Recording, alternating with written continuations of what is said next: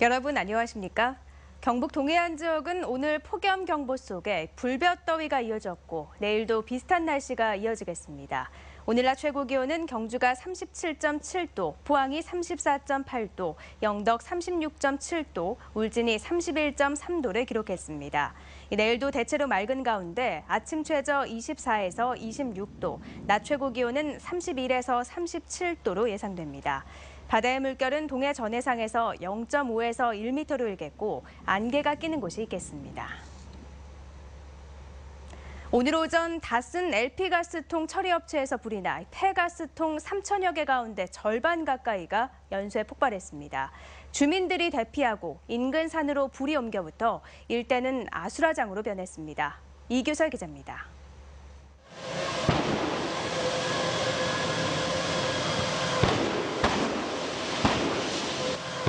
커다란 폭발음과 함께 공장에서 시커먼 연기와 불길이 치솟아오릅니다. 공장에 쌓여있던 폐가스통이 계속 터지고 인근 야산에도 불이 옮겨 붙었습니다. 소방차 30여 대가 출동해 진화에 나섰지만 이딴 폭발로 현장 접근이 쉽지 않아 소방 헬기가 동원돼 불을 끕니다. 제가 일하는 그 책상이 떨릴 정도로 굉장히 큰 폭발이었어요. 폭발이 약 100회 이상은 계속 났던 것 같습니다. 오늘 오전 10시 40분쯤 경북 경주시 양강읍 두류리에 차량용 폐 LP가스통 처리업체에서 가스통이 폭발하면서 불이 났습니다. 사고 당시 현장에는 근로자 3명이 있었지만 재빨리 대피해 인명피해는 없었고 인근 주민 10여 명이 대피하기도 했습니다. 그냥 불 났다고 연락하길래 그래 왔죠. 인명피해는 없습니다. 불이 난 지 상당한 시간이 지났지만 이곳 사건 현장에서는 LP가스가 폭발하는 소리가 계속해서 들려오고 있습니다. 불이 난 공장은 못 쓰는 차량용 LP가스통을 수거해 가스를 빼고 통을 고철로 파는 업체로 경찰은 가스통에서 남아있는 가스를 제거하다 사고가 난 것으로 보고 정확한 사고 원인을 조사하고 있습니다. MBC 뉴스 이규설입니다. 경상북도는 오늘 포항시청에서 포스코 포항시와 타이타늄 산업 육성을 위한 양해각서를 체결했습니다. 경상북도와 포항시, 포스코는 블루벨리 국가산업단지의 타이타늄 밸리를 조성해 관련 기업과 연구소를 유치하고 타이타늄 소재와 부품 공급기지뿐만 아니라 완제품까지 생산하는 산업 생태계를 구축할 예정입니다. 타이타늄은 항공과 국방, 의료는 물론 미래형 자동차의 핵심 소재며 미국과 러시아, 일본 등이 기술을 독점하고 있습니다. 지역 출신 새누리당 국회의원들의 당내 위상이 높아지면서 지역 발전에 대한 기대감도 커지고 있습니다. 지난 6월 말부터 새누리당 혁신비상대책위원회 사무총장을 맡아온 박명재 국회의원은 새로 선출된 이정현 대표로부터도 신임을 얻어 사무총장직을 계속 맡을 것으로 알려졌습니다.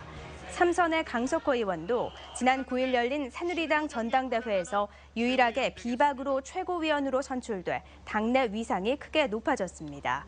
이와 함께 김정재 의원이 당 원내대변인으로 활동하는 등 지역 출신 국회의원들의 당내 입지가 강화되면서 지역 발전에도 도움이 될 것으로 기대됩니다. 더불어민주당 경북도당 위원장 선거를 앞두고 오중기 현 위원장이 지난 7일 경산지역위원회 전 사무국장 이모 씨에게 지지를 부탁하며 50만 원을 건넸다며 당사자인 이 씨가 오늘 오 위원장을 경찰에 고소했습니다. 이에 대해 오 위원장은 지지를 부탁하는 매표 행위를 한 게 아니라 경북도당 차원의 일상적인 경력금 전달이었고 중앙당에서 경징계 처분됐는데도 상대 진영이 선거에 악용하고 있다고 밝혔습니다. 더민주 경북도당 위원장 선거는 내일 오후 대구 엑스코에서 당 대표 및 최고위원 후보 합동 연설과 함께 열립니다. 국립수산과학원은 동해안 붉은 멍게의 장내 미생물에서 천연 항균 물질을 생산하는 데 성공했다고 밝혔습니다. 수산과학원은 동해안에 서식하는 붉은 멍게 내장에 있는 기존에 알려지지 않은 슈덴 계열 화합물에서 항균 물질 생산 기술을 개발해 특허 출원했고 대량 생산을 위해 민간에 기술을 이전하기로 했습니다. 이 기술을 이용해 제품이 생산되면 어류의 감염성 질환 예방과 치료용 항생물질로 사용할 수 있습니다. 포항시는 오늘 용흥동 전몰학도 충원탑에서 학도 의용군의 숭고한 뜻을 기렸습니다. 오늘 행사는 기관 단체장과 유족, 학생들이 참석한 가운데 해병 군악대의 조총 발사를 시작으로 학도의용군의 전공사 낭독과 헌화, 그리고 이우근 학도병 편지 낭독 순으로 진행됐습니다. 포항시와 보훈단체는 1950년 8월 11일 포항여고 전투에서 산화한 48명을 포함해 인근 전투에서 숨진 학도의용군 1394위의 영령을 기리기 위해 1957년 충혼탑을 건립했습니다. 경상북도는 제71주년 광복절을 맞아 독도 의용수비대원 19가정을 찾아 위문품을 전달했습니다. 독도 의용수비대는 6.25 전쟁이 끝나가는 무렵인 1953년 4월부터 1956년 12월까지 일본의 만행에 맞서서 독도를 지켜온 민간 조직으로 33명의 대원 가운데 현재 7명만 생존해 있습니다.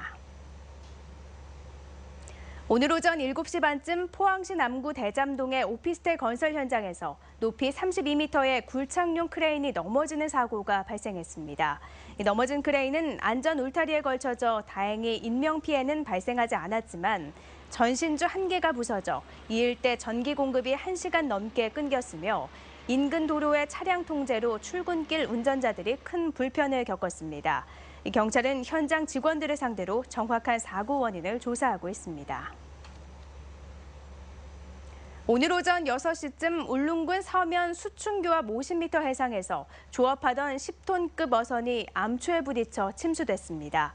어선에 타고 있던 선장 62살 김모 씨 등 선원 3명은 모두 헤엄쳐 나와 무사했고 사고 어선은 바지선 크레인으로 인양해 현포항으로 옮겨질 예정입니다.